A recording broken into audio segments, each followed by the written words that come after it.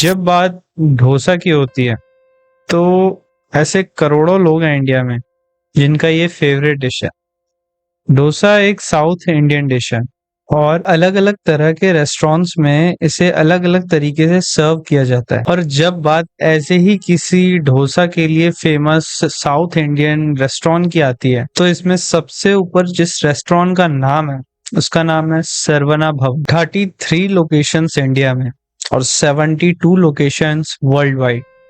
इस रेस्टोरेंट ने इंडिया में एक बेंचमार्क सेट करके रख दिया था साउथ इंडियन डिश को लेके। बट सरवना भवन के इस डोसा में सिर्फ टेस्ट ही नहीं था, इसमें छुपा हुआ था एक बहुत ही सीक्रेट इंग्रेडिएंट, एक ऐसा इंग्रेडिएंट जिसने पूरे तमिलनाडु को हिला के रख दिया, तमिलनाडु की कैपिटल सिटी चेन्नई को भी हिला के रख दिया। और मैं जिस सीक्रेट इंग्रेडिएंट की बात कर रहा हूँ वो है डेथ।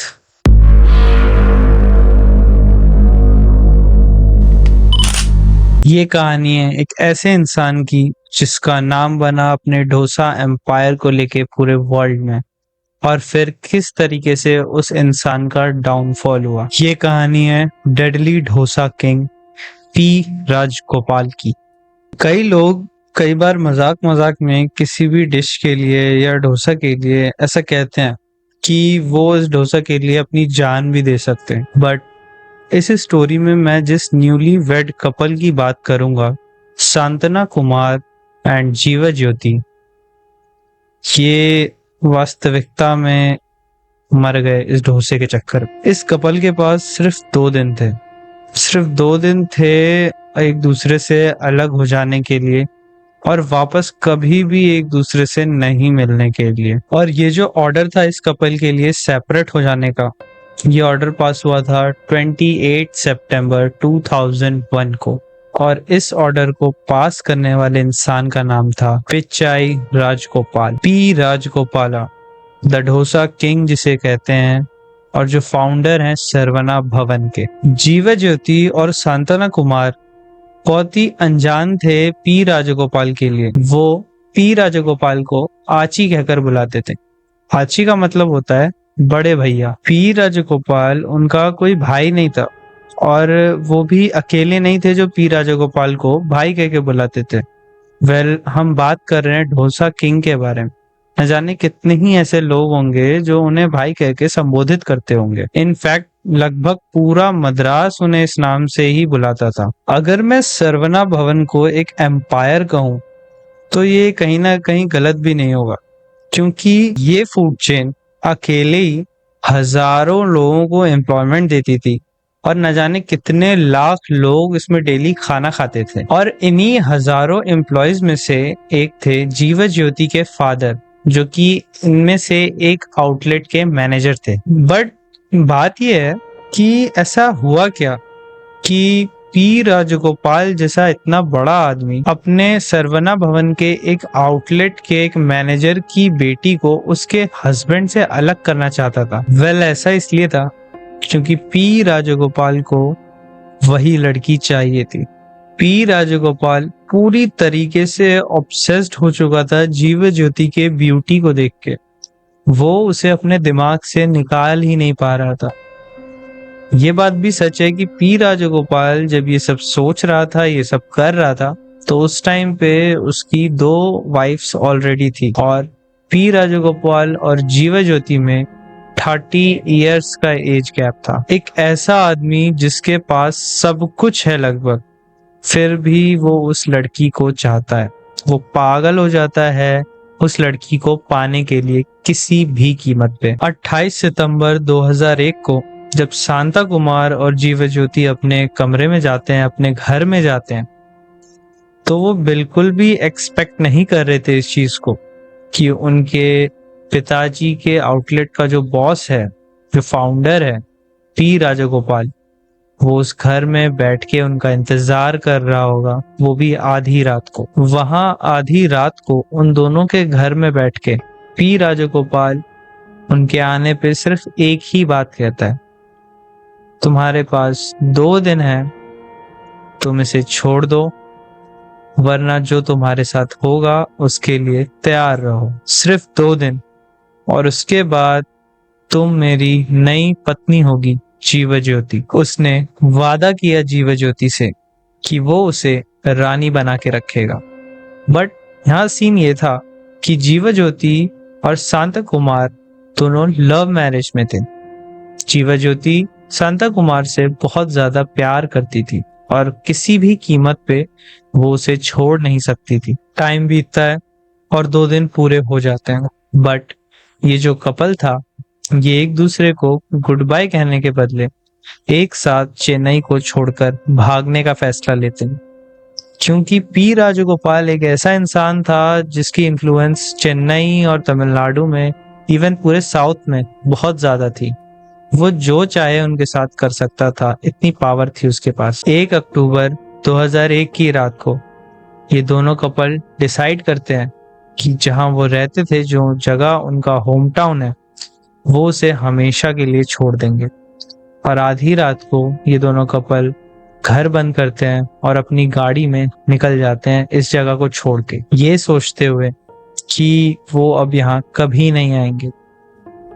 शायद उन्होंने यही उम्मीद की थी कि वो यहाँ पर कभी नहीं आएंगे। बट अनाची यानी कि पी राजगोपाल के जो सर्वेंट्स थे, उनका कुछ और ही प्लान था। चेन्नई के बहुत ही बाहरी इलाके में जब जीव ज्योति और शांता कुमार अपनी गाड़ी से एक सुनसान सड़क पर जा रहे होते हैं, तो एक एम्बेसडर कार उनका रास्ता रोक लेती है। उस एम्बेसडर कार से 5 लोग बाहर निकलते हैं, जिसमें से सारे के सारे सरवना भवन के सर्वेंट्स थे, और एक था उनमें से उनका लीडर, जो कि अनाची का राइट हैंड था। ये 5 लोग उनकी गाड़ी को घेर लेते हैं, उन्हें अपनी गाड़ी में बिठाते हैं और केके नगर चेन्नई वापस लेके चले जाते हैं। वेल, ये जो जगह थी ये उस कपल को बहुत ही फेमिलियर लगती है, क्योंकि ये जगह सरवना भवन का ही एक आउटलेट था जो कि उनके घर के बहुत पास था। जब वो कपल उस हॉल में पहुंचते हैं तो वहां पर उनका वेट कर रहा होता है पी राजगोपाल, इस पूरे प्लान का मास्टरमाइंड, जो कि अब इस बात से बहुत ही ज्यादा गुस्से में था कि आखिर कैसे इतनी हिम्मत हो गई उसके एक सर्वेंट की बेटी की कि वो उसे मना कर सके। पी राजगोपाल ने बहुत पहले ही अपने आदमी को उस कपल पे नजर रखने को कह दिया था, क्योंकि कहीं ना कहीं उसे ये डाउट जरूर था कि शायद ये लोग चेन्नई छोड़ के भागने की सोच रहे हैं। पी राजगोपाल जब उस कपल के सामने आता है तो किसी टिपिकल साउथ इंडियन विलन की तरह अपनी धोती उठाता है और बहुत ही बेरहमी से शांता कुमार को मारने पीटने लग जाता है। शांता कुमार की पत्नी रोते रोते अनाची के पैरों में गिर जाती है और उसे भीख मांगती है कि प्लीज वो उसके पति को छोड़ दे। वेल, अनाची उसे छोड़ भी देता है, लेकिन वो शांता कुमार को छोड़कर अपने लोगों को कहता है कि शांता कुमार को दूसरे रूम में ले जाओ और पीटना कंटिन्यू करो। जीव ज्योति उस हॉल से बहुत ही आसानी से अपने पति की चीखें सुन सकती थी कि किस तरीके से उसे पीटा जा रहा है और किस तरीके से वो तड़प रहा है। इस टाइम पे ये जो कपल था ये पूरी तरीके से कब्जे में था सरवना भवन के एम्पायर में, जो कि था उस वेयर हाउस। जैसा कि मैंने आपको बताया, पी राजगोपाल के पास इतनी ज्यादा पावर थी कि वो जो चाहे कर सकता था, और उसने किया भी कुछ ऐसा ही। उसने इस कपल को तो अरेस्ट में रखा ही, इसके साथ साथ उसने इस कपल की फैमिली को भी हाउस अरेस्ट में रखा। जीव ज्योति के पिता, जो कि न जाने कितने टाइम से सरवना भवन के लिए पूरी निष्ठा के साथ काम कर रहे थे, उन्हें भी पी राजगोपाल ने कुछ नहीं समझा। पी राजगोपाल ने इस कपल पे इतना ज्यादा प्रेशर बना दिया था कि फाइनली 12 अक्टूबर को जीव ज्योति और शांता कुमार उन सर्वेंट्स को, जो पी राजगोपाल के सर्वेंट्स थे, उन्हें रिक्वेस्ट करते हैं कि ठीक है, वो पी राजगोपाल की सारी बातें मानेंगे, बस उन्हें पी राजगोपाल से एक आखिरी बार रिक्वेस्ट करने के लिए भेज दिया जाए। इस कपल ने एक रास्ता निकाला अपने लिए पी राजगोपाल से बचने का, इन्होंने वैसा ही किया जो शायद कोई भी और समझदार इंसान करता। वो किसी भी तरह उस सिचुएशन से बाहर निकले और अपने पास के पुलिस स्टेशन जाके उन्होंने हाउस अरेस्ट और किडनैपिंग की कंप्लेन लिखवाई पी राजगोपाल के खिलाफ। उन्हें ये पूरा यकीन था कि जो रिक्वेस्ट वो कर रहे हैं उसे पूरी तरीके से सुना जाएगा। एटलीस्ट पुलिस उनकी पूरी हेल्प करेगी और वो उन्हें इस हैवान से, पी राजगोपाल से बचा लेगी। इसके साथ ही वो अपने एस्केप प्लान पे भी पूरी तरीके से बने रहे। इस कपल का गोल था कि किसी भी तरीके से चेन्नई को छोड़कर ये भागे वहां से, क्योंकि सिर्फ चेन्नई में ही सरवना भवन के 24 आउटलेट हैं। पूरा चेन्नई राजगोपाल के आदमियों से भरा हुआ था। फाइनली 18 अक्टूबर को सूरज उगने के साथ ही ये जो कपल होता है, ये जो भी सामान इन्हें मिलता है वो पैक करते हैं और चेन्नई छोड़कर भागते हैं वहां से। इस पूरे सिनेरियो में आप ये जरूर सोच रहे होंगे कि सिर्फ इतना कहने पे कि आप मेरी वाइफ को ले सकते हैं और मुझे प्लीज आपके लिए एक प्रेयर करने दो, इस बात पे आची उन्हें उस हाउस अरेस्ट से बाहर कैसे जाने देता है। तो मैं आपको ये बता दूं कि जो आची है, यानी जो पी राजगोपाल है, चेन्नई में उसके 24 आउटलेट थे।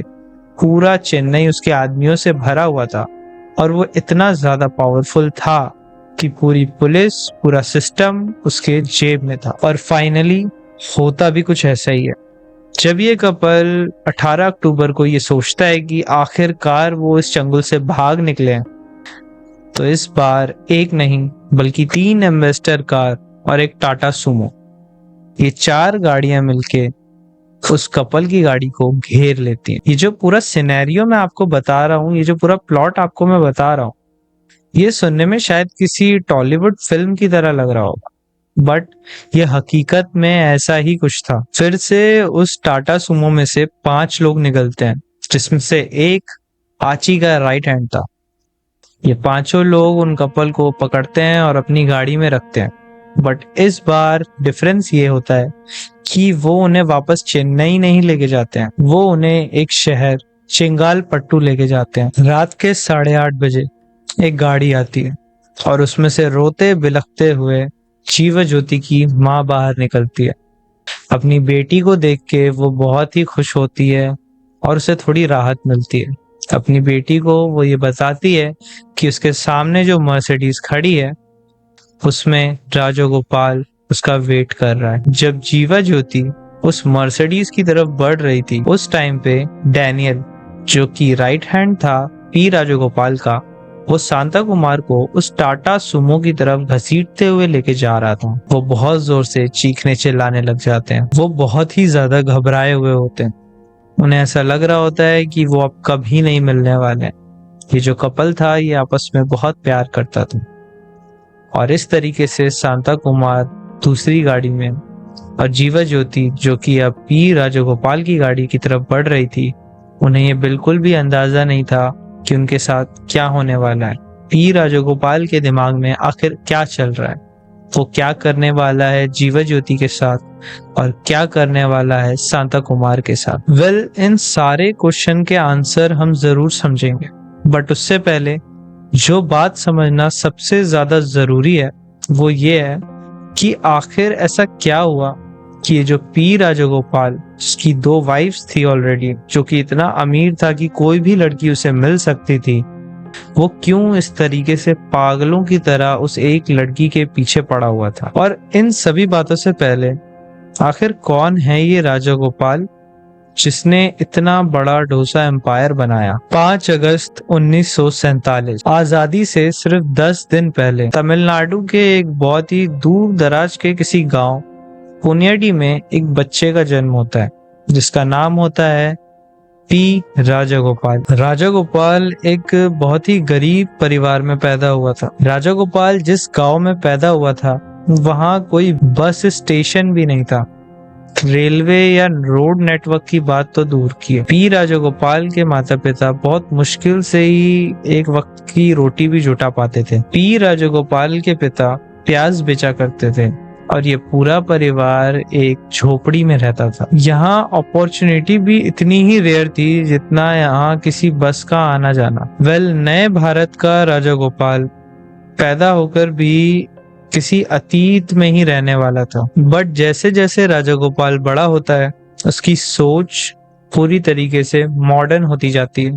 राजा गोपाल को उसके गांव के लोग लकी मानते थे, क्योंकि ये वो बच्चा था जो उनके लिए आजादी लेकर आया था देश की। कुछ तो डिफरेंस था इस बच्चे में, क्योंकि इसकी आंखों में एक एम्बिशन दिखाई देता था, वो भी ऐसे गांव में रहते हुए, ऐसी जगह रहते हुए जहां ऐसे एम्बिशंस का कोई महत्व नहीं था। अपनी बायोग्राफी में राजा गोपाल ये भी बताता है कि वो एक ऐसा बच्चा था जो अपनी एज में होते हुए भी अपने से बड़े उम्र के बच्चों की जिंदगी में होने वाली चीजों को बहुत ही सीरियसली लेता था, जो कि दूसरे बच्चे फॉर ग्रांटेड ही लेते थे। पी राजगोपाल बहुत ही कम या ना के बराबर ही टाइम स्पेंड करता था खेलने कूदने में, क्योंकि वो ज्यादातर टाइम अपनी फैमिली की मदद करने में स्पेंड करता था और अपनी छोटी बहन की देखभाल करने में लगाता था। बट फैमिली के ऊपर भी राजगोपाल को पता था कि ऐसा बहुत कुछ है जो वो कर सकता है,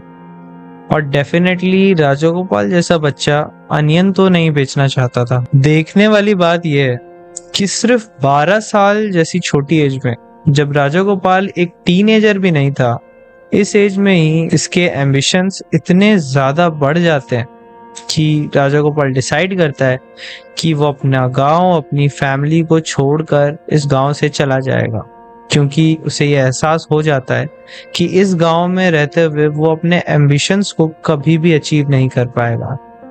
राजगोपाल अपने पिता के पॉकेट में से कुछ पैसे चुराता है और सबसे करीब की जो ट्रेन वहां से जा रही होती है उसमें बैठ जाता है, और ये डिसाइड करता है कि वो इस गांव में तब तक नहीं लौटेगा जब तक वो अपनी जिंदगी में कुछ कर ना ले। राजगोपाल, जो कि एक 12 साल का लड़का था, उसे एक ढाबे में टेबल साफ करने का काम मिल जाता है, और उस ढाबे की जो मालकिन थी, जो लेडी थी, वो राजगोपाल को चाय बनाना सिखाती है, बहुत ही टेस्टी चाय बनाना। और जो सीक्रेट इंग्रेडिएंट वो राजगोपाल को बताती है वो था लव। वो लेडी राजगोपाल को बताती है कि किस तरीके से वो अपने हर कस्टमर को पूरी अटेंशन के साथ ट्रीट करती है, जिस वजह से हर कस्टमर जो उसके पास चाय पीकर जाता है वो दोबारा जरूर आता है। और ये जो छोटा बच्चा था, ये इस लेसन को बहुत ही अच्छे से सीख लेता है उस लेडी से। लोग आपके पास वापस जरूर आएंगे आपकी सर्विस लेने,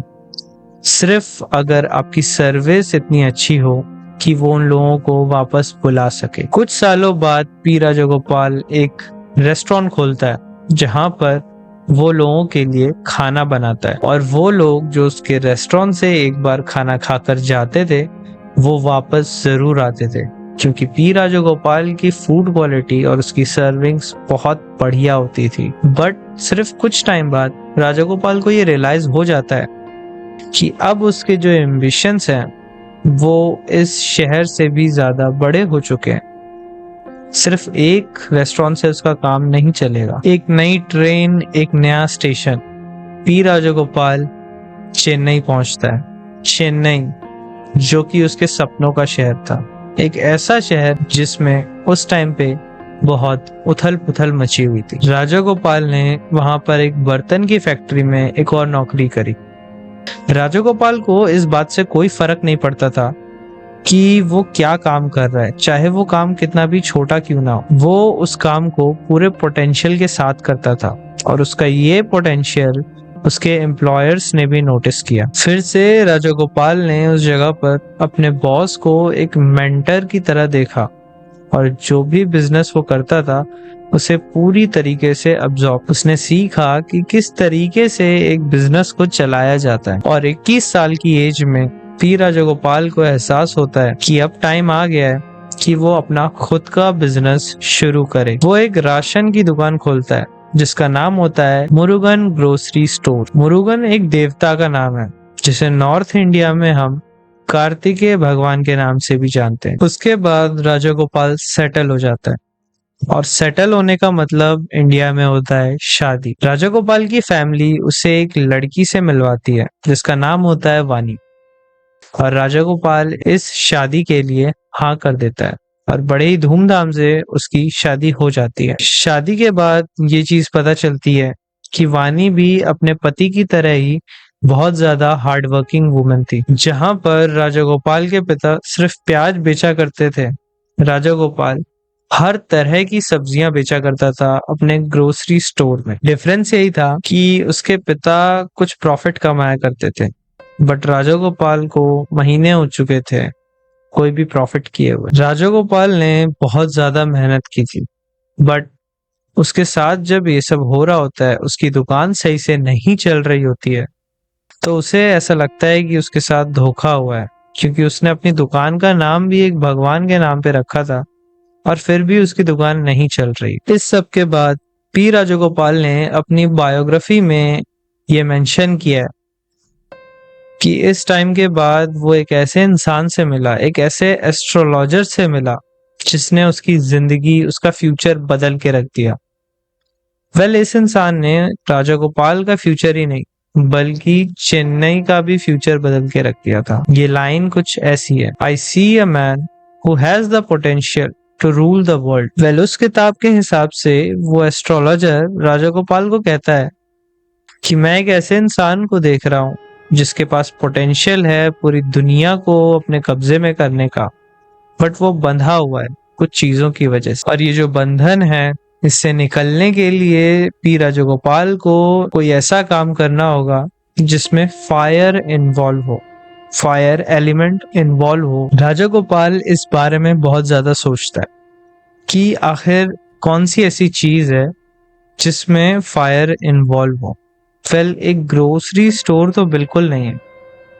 और राजा गोपाल को ध्यान आता है कि उसकी ग्रोसरी स्टोर पर आने वाले कस्टमर्स आपस में कई बार बात करते हैं कि केके नगर में अच्छे रेस्टोरेंट्स की बहुत कमी है, और इस तरह एक छोटी सी चिंगारी एक बड़ी आग में बदल जाती है। उस शहर के सेल्समैन प्रोटेस्ट कर चुके थे कि उन्हें एक अच्छा खाना खाने के लिए भी घंटों सफर करना पड़ता है, और पी राजगोपाल डिसाइड करता है कि डिमांड एंड सप्लाई की ये जो चेन है जिसमें सप्लाई मिसिंग है वो इसे फुलफिल करेगा, क्योंकि रेस्टोरेंट में ही एक ऐसा एलिमेंट था जिसकी उसे जरूरत थी। ये एलिमेंट था फायर। एस्ट्रोलॉजर की कही हुई बातों को राजगोपाल बहुत ही ज्यादा सीरियसली लेता है। वो तुरंत अपने घर जाता है और अपने घर के पड़ोस में ही करमाची भवन नाम की जगह को खरीद लेता है, और इस तरह उस केके नगर चेन्नई में 1981 को सरवना भवन का सबसे पहला रेस्टोरेंट ओपन हो जाता है। और उस दिन के बाद राजा गोपाल ने कभी भी वापस मुड़ के नहीं देखा। सुबह 6 बजे से लेकर रात के 11 बजे तक इस कपल ने बिना रुके बिना थके बहुत ज्यादा मेहनत की। राजा गोपाल की पत्नी फानी किचन को बैक एंड से संभालती थी और राजा गोपाल पूरे सरवना भवन को मैनेज करता था। और यही वो टाइम था जब राजा गोपाल चमक उठा। मतलब आप ये देखो कि राजा गोपाल कोई वर्ल्ड क्लास कुक नहीं था, बट उसकी मैनेजमेंट, लीडरशिप और हॉस्पिटैलिटी की जो स्किल्स थी वो रिमार्केबल थी। राजा गोपाल अपने किचन में जाके डोसा की नई रेसिपी नहीं बना रहा होता था, बल्कि वो अपने पूरे सरवना भवन में छोटी छोटी चीजों का बहुत ज्यादा ध्यान रखता था, जैसे कि हाइजीन को मेंटेन करना, अच्छे से अच्छे कुक्स को अपने रेस्टोरेंट के लिए हायर करना, जो कि शायद चेन्नई में ज्यादातर रेस्टोरेंट नहीं कर रहे थे। और इस तरीके से कोट बन जाता है कि सरवना भवन in short serves the best food at the cheapest price. कि सरवना भवन सबसे कम दाम पर सबसे अच्छा खाना प्रोवाइड करता है। सरवना भवन में अपने कस्टमर की ट्रीटमेंट बहुत ही ज्यादा पीक पर थी। सरवना भवन में इस बात का बहुत ही ज्यादा ध्यान रखा जाता था कि वहाँ के कस्टमर्स को बहुत अच्छे से ट्रीट किया जाए, वहाँ के कस्टमर्स को किसी भी चीज की कोई दिक्कत नहीं होनी चाहिए। राजा गोपाल ऐसा होटल चलाने की कोशिश कर रहा था जिसमें सबसे बेस्ट क्वालिटी का फूड मिले। जहाँ पर दूसरे रेस्टोरेंट कई तरह की कॉस्ट कटिंग किया करते थे, राजा गोपाल इस बात का बहुत ध्यान रखता था कि जो फूड उसके रेस्टोरेंट में आ रहा है, जो रॉ मटेरियल आ रहा है, वो बेस्ट क्वालिटी का होना चाहिए और जो शेफ उन्हें बना रहे हैं वो पूरी हाइजीन के साथ खाना पकाएं।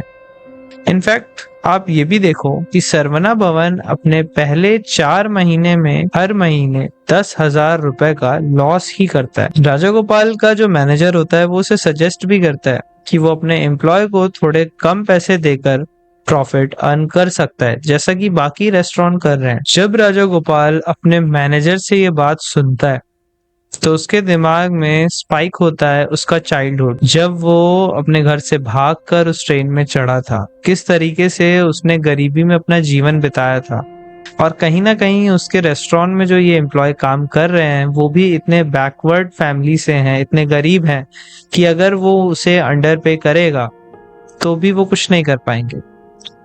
ये बात स्पाइक होते ही राजा गोपाल अपने मैनेजर को फायर कर देता है और इस बात का दुगना ध्यान रखता है कि उसके जो सर्वेंट्स हैं रेस्टोरेंट में उनको किसी भी चीज की दिक्कत ना हो। ये एक टर्निंग पॉइंट हो जाता है सरवना भवन के लिए।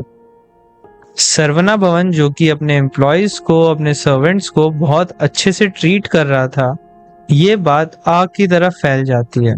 उस रेस्टोरेंट के सर्वेंट्स बाकी दूसरे रेस्टोरेंट के सर्वेंट्स को भी ये बताते हैं कि किस तरीके से सरवना भवन में एम्प्लॉयज को कितने अच्छे से ट्रीट किया जाता है। और अब सिनेरियो ये हो गया था कि कई सारे एम्प्लॉयज सरवना भवन में ही काम करना चाह रहे थे और ये खबर कहीं ना कहीं उन लोगों तक भी पहुंचती है जो सरवना भवन में एक कस्टमर्स की तरह आते थे।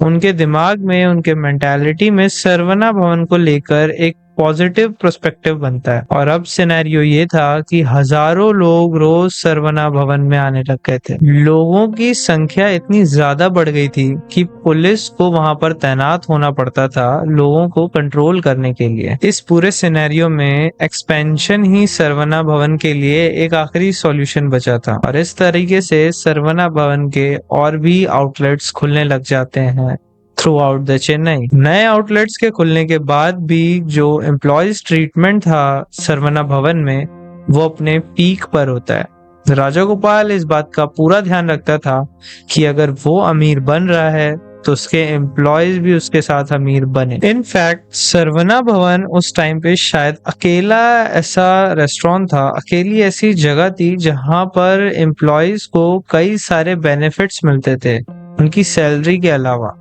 बेनिफिट्स जैसे कि उनके लिए हेल्थ केयर, उनके बच्चों के लिए पढ़ाई का खर्चा, उनके लिए सिक लीव और भी न जाने क्या क्या। और ये फैसिलिटी इतनी ज्यादा बढ़ गई कि अब सरवना भवन पूरे तमिलनाडु में उनके एम्प्लॉयज के लिए एक रहने की जगह बन चुका था। और इस तरीके से पी राजगोपाल अपने एम्प्लॉयज के लिए, तमिलनाडु के उन लोगों के लिए जो सरवना भवन में काम करते थे, उनका भगवान या उनके बड़े भाई की तरह हो गया, जो उनका बहुत ही ख्याल रखता था। और इस तरीके से पी राजगोपाल को लोग अनाची कह के भी बुलाने लग गए, the head of the family of Saravana भवन। सरवना भवन में अनाची अपने एम्प्लॉयज से लॉयल्टी की डिमांड करता था और उसके एम्प्लॉयज उसे ये लॉयल्टी देते भी थे क्योंकि वो अपने एम्प्लॉयज का बहुत ज्यादा ध्यान रखता था। और धीरे धीरे हुआ ये कि पूरे तमिलनाडु में सरवना भवन के जितने भी एम्प्लॉय थे वो अनाची को अपने परम पिता की तरह पूजने लग गए। एक ऐसा इंसान जिसके लिए वो कुछ भी कर सकते थे,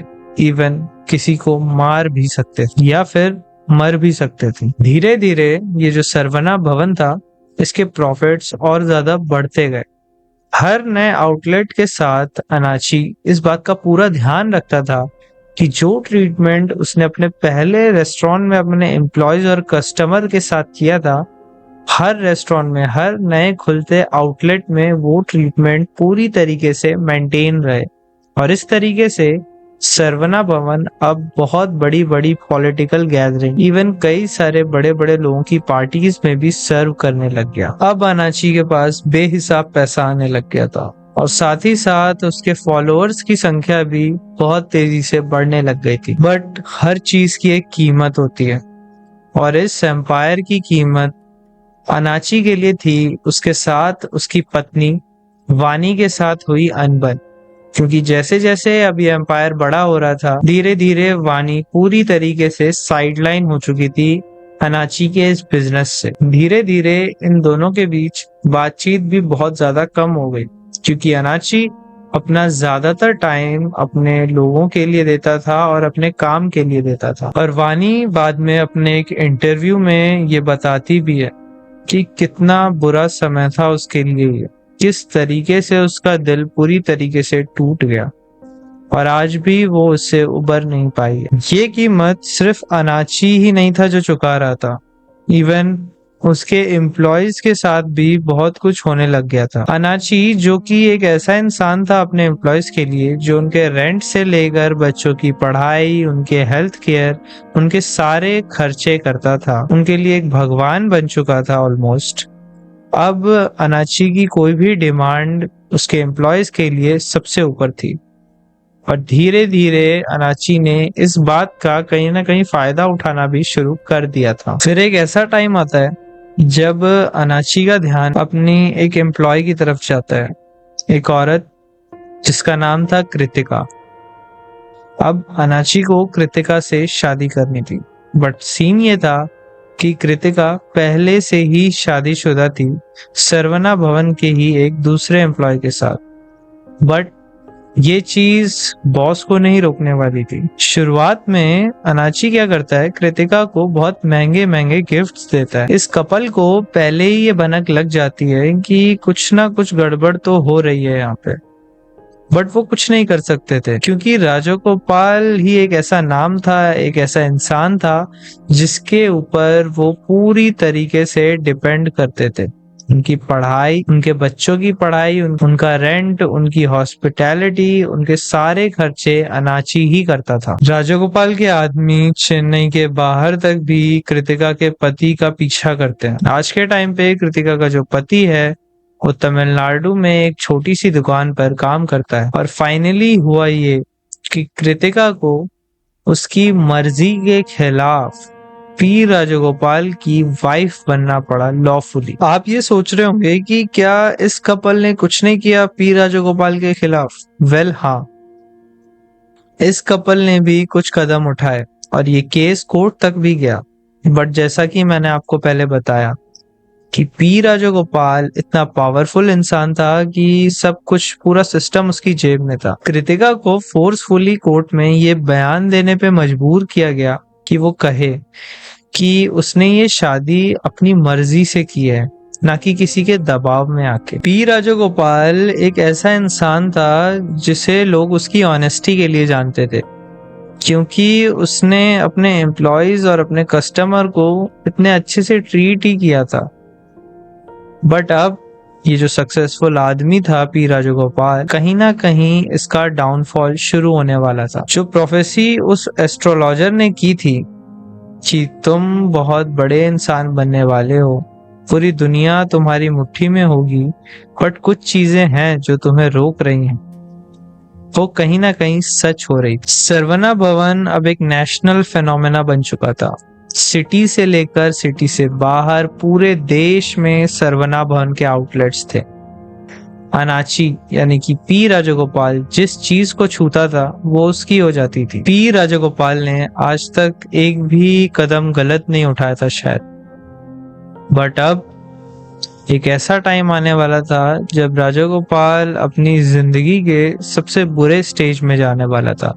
राजगोपाल का डाउनफॉल आने वाला था और ये शुरू होता है तब जब वो अपने ही एक आउटलेट में काम करने वाले एक मैनेजर की बेटी जीवा ज्योति से मिलता है, जो कि उस टाइम पे एक जवान और खूबसूरत लड़की थी। जीवा ज्योति के पिता सरवना भवन में मैनेजर थे और उन्होंने अपनी बेटी को अपने बॉस से ब्लेसिंग्स के लिए मिलवाया था कि अनाची उसे आशीर्वाद दे, क्योंकि अनाची की फिगर, जो फेस वैल्यू थी, वो बहुत ही पॉजिटिव थी उसके लोगों के बीच में। बट उन्हें ये बिल्कुल नहीं पता था कि ये मुलाकात उनकी फैमिली के लिए एक श्राप की तरह है। जीवा ज्योति अपनी मर्जी के हिसाब से चलने वाली लड़की थी। जीवा ज्योति बचपन से ही एक ट्रैवल एजेंसी खोलना चाहती थी। केके नगर में जीवा ज्योति अपने फैमिली और अपने 19 साल के भाई के साथ रहती थी। जीवा ज्योति के पिता ने अपने 19 साल के बेटे के लिए एक ट्यूटर को हायर किया था और इस ट्यूटर का नाम था प्रिंस सांता कुमार। ये वही इंसान था जिससे जीवा ज्योति को आगे चलकर प्यार हुआ और फिर इन्होंने शादी करी। केके नगर में मैथ्स पढ़ाने के लिए आना सांता कुमार के लिए सिर्फ एक बहाना था ताकि वो जीवा ज्योति से मिल सके।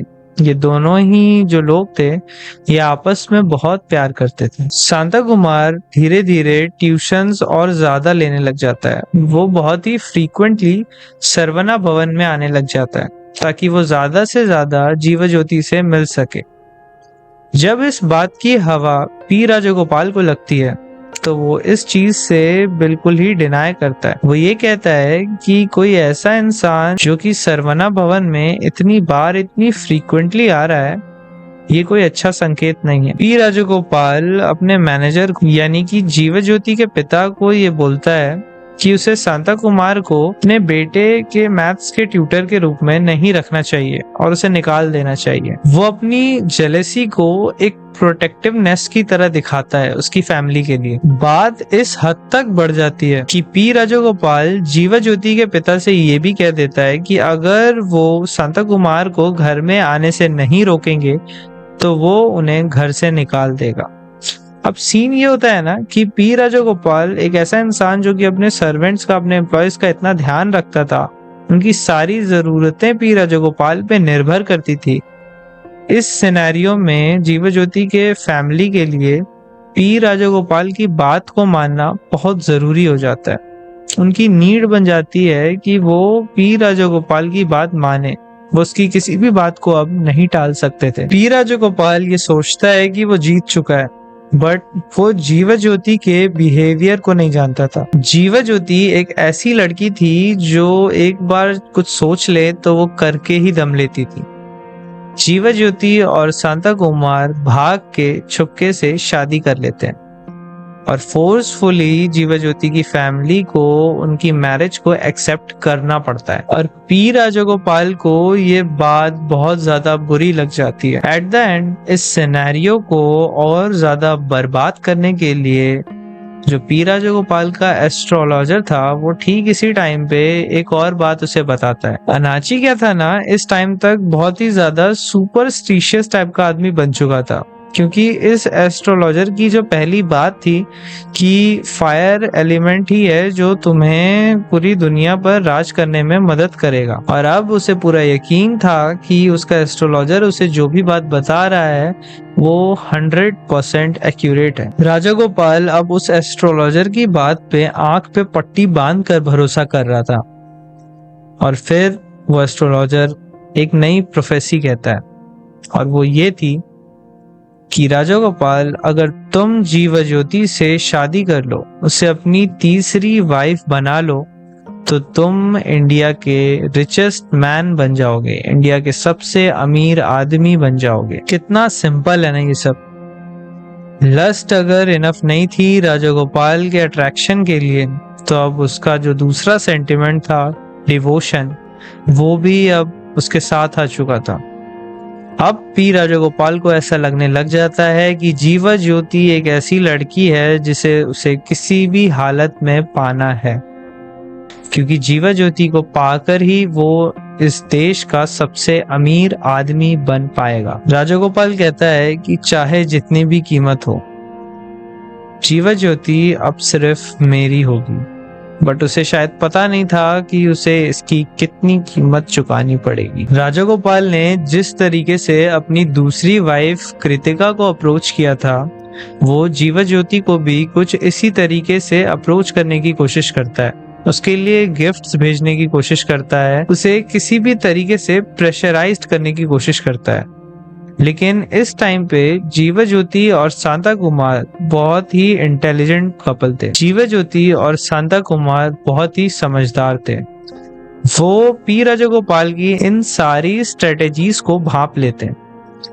बट सिनेरियो खराब तब हो जाता है जब जीवा ज्योति की माँ अपनी बेटी की ट्रेवलिंग एजेंसी के लिए जो जीवा ज्योति का बचपन का सपना था उसके लिए फंड की हेल्प मांगती है पी राजगोपाल से। पी राजगोपाल को जैसे ही पता लगता है कि जीवा ज्योति को पैसों की जरूरत है अपनी ट्रैवलिंग एजेंसी खोलने के लिए, वो तुरंत कैश भेज देता है। और इस तरीके से पी राजगोपाल को एक रास्ता मिल चुका था कि वो जब चाहे कॉल कर सकता था जीवा ज्योति को। अपने एक सर्वेंट को जीवा ज्योति के घर के बाहर भी 24 घंटे तैनात करके रखा था और ये र्यूमर्स भी फैलाने शुरू कर दिए थे कि शांता कुमार को HIV एड्स है। उसने बहुत सारी कोशिशें की कि वो किसी भी तरीके से शांता कुमार की इमेज खराब कर सके जीवा ज्योति के मन में, बट जीवा ज्योति और शांता कुमार एक दूसरे से बहुत प्यार करते थे और अपनी लाख कोशिशों के बाद भी पी राजगोपाल सक्सेसफुल नहीं हो पा रहा था। और इस तरीके से राजगोपाल को लगने लग जाता है कि वो अब हार जाएगा और अब उसे गुस्सा आने लग गया था। पी राजगोपाल इस पॉइंट पर एक ऐसा आदमी बन चुका था कि जिस चीज पे भी वो हाथ रखे वो उसकी हो जाती थी। और इस सिनेरियो में जब वो जीवा ज्योति को इतना डेस्परेटली चाहता था और वो उसकी नहीं हो रही थी, ये बात जान के वो पागल हो रहा था। और इसी पागलपन में 28 सितंबर 2001 की रात को वो जीवा ज्योति और शांता कुमार के घर पे जाता है। और उसी रात को राजगोपाल उस कपल को कहता है कि तुम्हारे पास सिर्फ 2 दिन है और उसके बाद मैं जो चाहूंगा वो करूं। और इस सब के बाद जब 18 अक्टूबर को ये दोनों कपल सेपरेट हो जाते हैं तो उन्हें पता चलता है कि क्या मतलब था उन शब्दों का जो पी राजगोपाल ने उनसे उस रात को बोला था। अब हम उस सिनेरियो में वापस जा रहे हैं जहां पे शांता कुमार को डैनियल, जो कि पी राजगोपाल का राइट हैंड था, वो टाटा सुमो की तरफ खींच रहा था और जो हमारी जीवा ज्योति थी वो पी राजगोपाल की तरफ बढ़ रही थी। पी राजगोपाल उस पुलिस की रिपोर्ट, पुलिस की FIR जो जीवा ज्योति और शांता कुमार ने की थी पी राजगोपाल के खिलाफ, उनके सामने ही उसे फाड़ देता है। ये करके वो उन्हें अपनी पावर के बारे में बताता है। दोनों ही गाड़ियां सेपरेट डायरेक्शन में जाती हैं। जीवा ज्योति को पी राजगोपाल अपने साथ अपनी गाड़ी में मंदिर लेके जाता है क्योंकि इस डोसा किंग, जो कि एक बहुत ही ज्यादा सुपरस्टिशियस आदमी था, उसे ऐसा लग रहा था कि जीवा ज्योति किसी तरीके के ब्लैक मैजिक में है, इसलिए वो शायद उसकी बात नहीं मान रही है। क्योंकि उसे ये चीज समझ में नहीं आ रही थी कि क्या ऐसी वजह है जिसकी वजह से वो शांता कुमार को छोड़ने को तैयार नहीं थी। उस मंदिर में जीवा ज्योति के शरीर में एक तरह के मेडिसिन को डाला जाता है जिसे पी राजगोपाल ये समझता है कि इसे पीने के बाद जीवा ज्योति उसके प्यार में पड़ जाएगी। जीवा ज्योति अब एक सिर्फ फिटनेस की तरह थी अपनी लाइफ के लिए, वो कुछ नहीं कर सकती थी इस मोमेंट पे। और दूसरी तरफ डैनियल, जो कि पी राजगोपाल का राइट हैंड था, जो शांता कुमार को गाड़ी में लेके जा रहा था, उसे सिर्फ एक इंस्ट्रक्शन मिली हुई थी, किल शांता कुमार, शांता कुमार को मार दो। शांता कुमार बहुत रोया, बहुत गिड़गिड़ाया कि डैनियल उसे छोड़ दे, उसे जाने दे। और यहाँ पर कहानी में ट्विस्ट होता है। डैनियल को शांता कुमार पे दया आ जाती है। वो अपने मास्टर राजगोपाल की बात के विरुद्ध जाकर, अपोजिट जाकर शांता कुमार को छोड़ देता है। बट डैनियल की सिर्फ एक कंडीशन होती है कि शांता कुमार मुंबई चला जाएगा तुरंत और कुछ हफ्तों तक बिल्कुल छुप के रहेगा। इस पूरे सिनेरियो के 2 दिन बाद अनाची डैनियल को अपने पास बुलाता है और वो उससे पूछता है कि जो काम उसने डैनियल को कहा था कि वो शांता कुमार को मार दे, क्या उसने वो किया? वेल, सभी की नजरों में शांता कुमार मर चुका था 2 दिन पहले ही और सिर्फ डैनियल ही ऐसा इंसान था जिसे पता था कि शांता कुमार अभी भी जिंदा है। डैनियल पी राजगोपाल के सामने एक झूठी कहानी बोलता है। वो उसे कहता है कि हाँ, उसने शांता कुमार के कपड़े सारे उतार दिए और उसे रेलवे ट्रैक पर बांध दिया और उसके सारे कपड़े जलाने के बाद ट्रेन से शांता कुमार को मरवा दिया। इस पूरी कहानी को सुनने के बाद पी राजगोपाल डैनियल को कहता है कि हाँ, वो उस पर बहुत ज्यादा ट्रस्ट करता है। और इस सेंटेंस के बोलने के बाद वो कहता है कि अंदर लेकर आओ इसे, अंदर लेकर आओ पटके से। जब उसके दूसरे एम्प्लॉयज उस इंसान को उस कमरे में लेकर आते हैं तो गेस व्हाट, वो इंसान था शांता कुमार। हाँ, पी राजगोपाल ने शांता कुमार को ढूंढ लिया था सिर्फ 2 दिन के अंदर। इवन ये जानने के बाद भी कि उसके राइट हैंड ने, जिसपे वो सबसे ज्यादा भरोसा करता था उस पॉइंट ऑफ टाइम पे, उसने उसे मार दिया होगा, फिर भी शांता कुमार उस कमरे में पी राजगोपाल और डैनियल के सामने में खड़ा था। इस बात से हमें पता चलता है कि पी राजगोपाल के पास कितनी ज्यादा पावर थी उस टाइम पे। इस पॉइंट ऑफ टाइम पे डैनियल, जिसने अपने बॉस को झूठ बोला था, जिसने एक ऐसे इंसान को झूठ बोला था जिसने सिर्फ लॉयल्टी मांगी थी उसकी हर जरूरत के बदले, उसे बहुत ज्यादा शर्म आती है। वो पी राजगोपाल के सामने ही शांता कुमार को पकड़ के बुरी तरीके से पीटने लग जाता है, और शांता कुमार जो कि कुछ नहीं कर सकता था, वो पी राजगोपाल के पैर पकड़कर भीख मांगने लग जाता है कि वो उसे और जीवा ज्योति को छोड़ दे, क्योंकि जीवा ज्योति और शांता कुमार एक दूसरे से अलग बिल्कुल भी नहीं रह सकते थे। यहाँ पे मुझे बुरा लग रहा है डैनियल के लिए। डैनियल एक ऐसा इंसान था जिसने शांता कुमार को अपने रिस्क पे छोड़ा था, एक ऐसे इंसान को धोखा देते हुए जिसे वो अपना भगवान मानता था ऑलमोस्ट। और शांता कुमार ने एक बेवकूफी ये करी कि वो वापस लौट के पी राजगोपाल के पास आ गया, एक ऐसे इंसान के पास जो उस पे बिल्कुल भी दया नहीं करने वाला था।